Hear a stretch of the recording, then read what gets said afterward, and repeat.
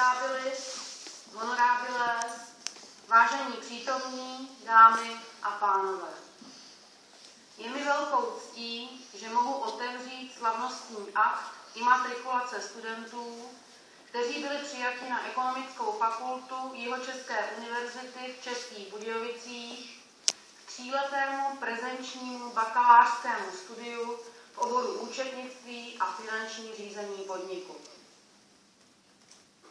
Na tomto slavnostním shromáždění vítám studenty, jejich rodiče a známé, zástupce pedagogického sboru Ekonomické fakulty, hosty a členy imatrikulačního kolegia, které si vám dovolím jmenovitě představit. Jeho magnificence profesor dr. Libor Burghofer, kandidát věd, rektor Jihočeské univerzity v Českých Budějovicích. Spectabilis, docent, inženýr Ladislav Rolínek, PhD, děkan Ekonomické fakulty. Profesor, inženýr Drahoš Vaněček, kandidát věd, katedra řízení. Docentka, doktorka Eva Vaněčková, kandidátka věd, dlouholetá pracovnice katedry aplikované matematiky a informatiky. Inženýrka Hana Coufalová, tajemnice Ekonomické fakulty. Judr Rudolf Hrubý, vedoucí katedry práva. Docentka, inženýrka Jindřiška Kouřilová, kandidátka věd, katedra účetnictví a financí. Docent, inženýr Petr Řehoř, PhD, předseda Akademického senátu Ekonomické fakulty, vedoucí katedry řízení. Vaše magnificence, vážený pane rektore, pro akademický rok 2014-2015 bylo po splnění požadavků přijímacího řízení na Ekonomickou fakultu přijato a zapsáno v bakalářském studijním oboru účetnictví a finanční řízení podniku z 243 uchazečů 115 studentů. Dovoluji si vás proto, vážený pane rektore, požádat o souhlas provedení slavnostní imatrikulace nově přijatých studentů a přednesení projevu. Prosím, ujměte se slova. Spectabilis, pane děkane, honorabiles, doctissimi, cives academici, vážené dámy a vážení pánové, milé studentky a milí studenti.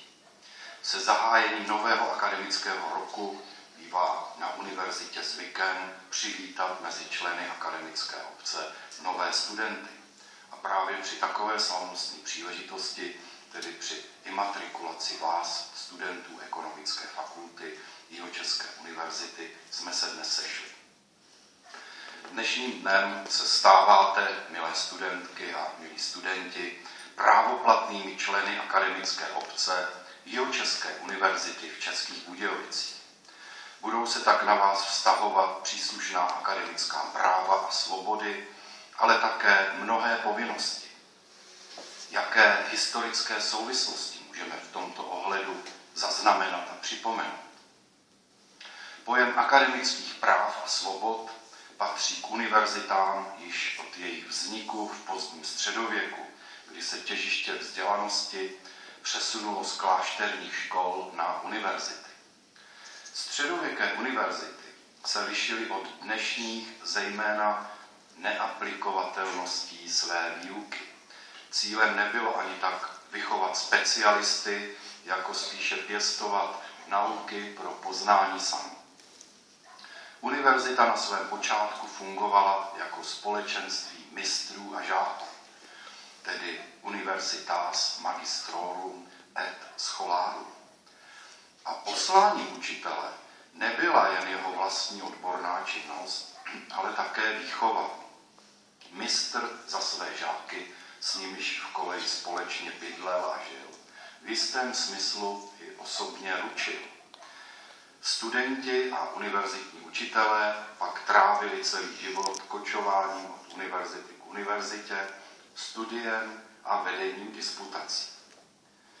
Vzhledem k latině, jakožto obecnému vyučovacímu jazyku, byly vlastně již tehdy středověké univerzity v skutku mezinárodními vzdělávacími institucemi.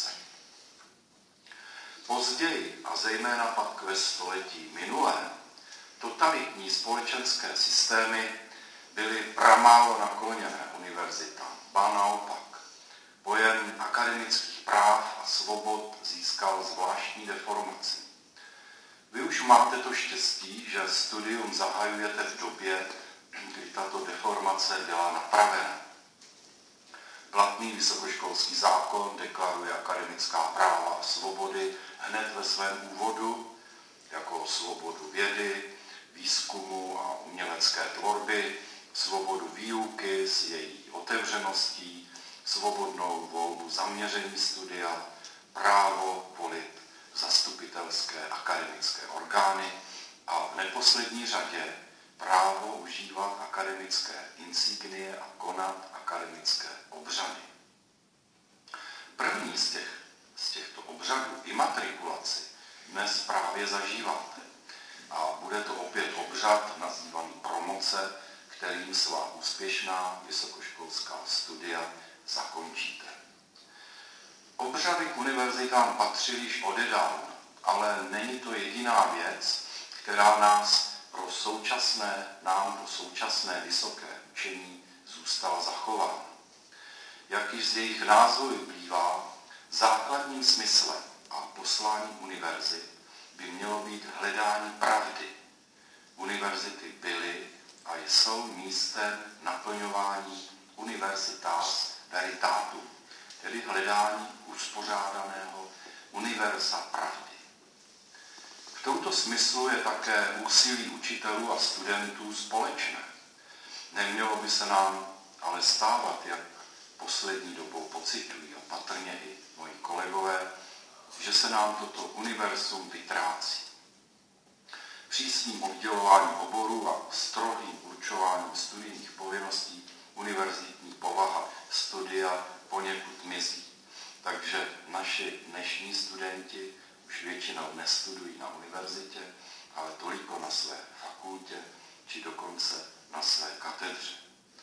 A tak si stále častěji klademe otázku, zda bychom neměli vymoženosti univerzity využívat mnohem hlouběji a šířeji.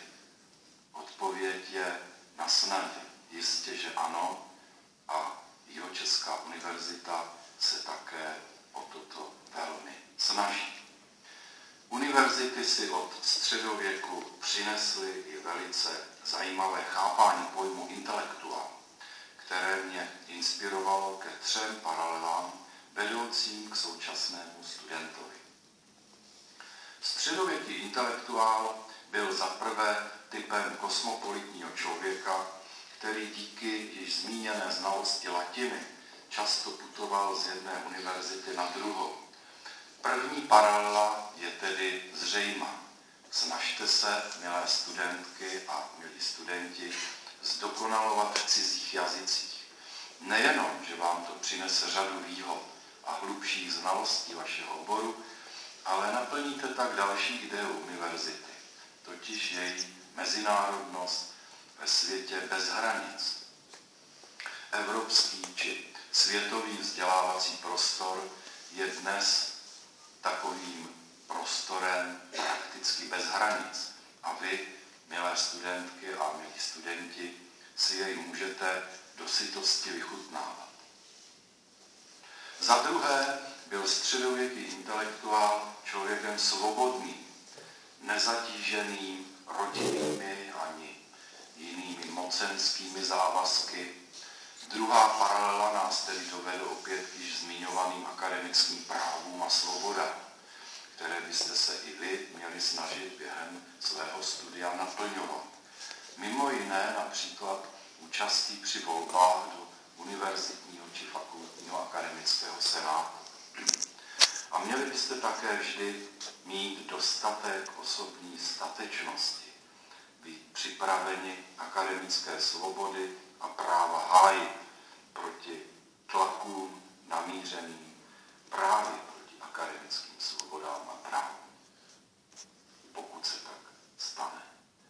A konečně za třetí byl středověký intelektuál jedincem žijícím autoritami,